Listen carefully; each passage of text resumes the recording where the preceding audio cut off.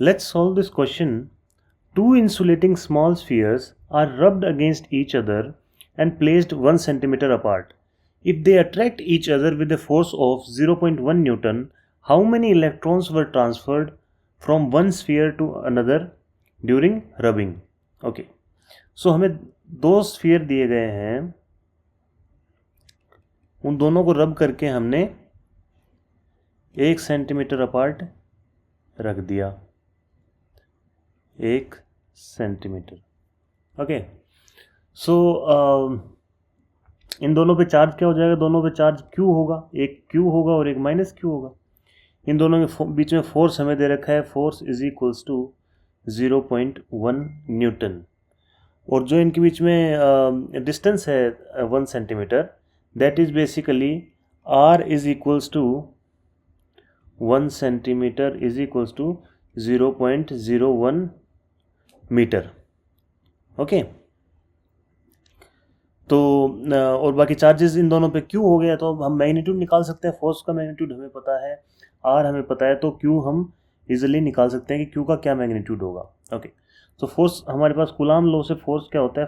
Force is equals to K Q1 Q2 upon R square. तो फोर्स क्या हो जाएगा हमारा? इज इक्वल्स टू के, दोनों क्यू क्या है हमारे पास? क्यू है, Q square upon R square.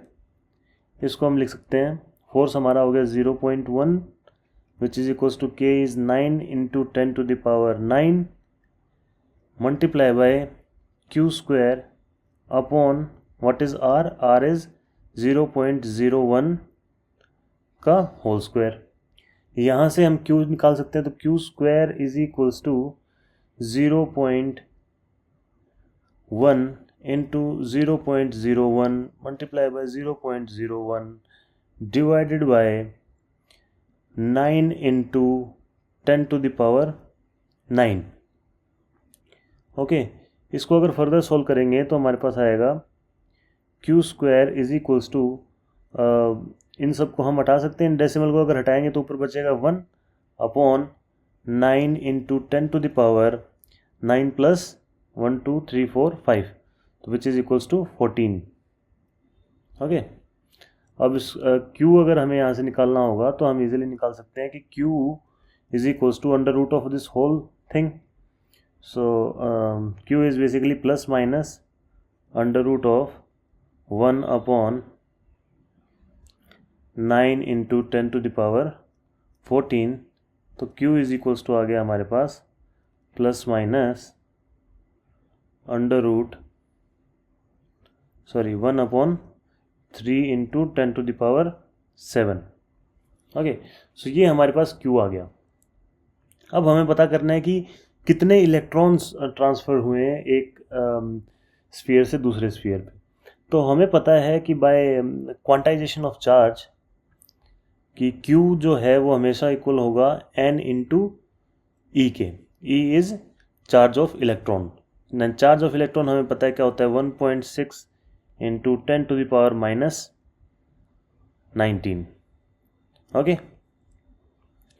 यहाँ से हम इजीली नंबर निकाल सकते हैं n. सो n क्या हो जाएगा? 1 upon 3 into 10 to the power 7 is equals to n multiply by 1.6 into 10 to the power minus 19.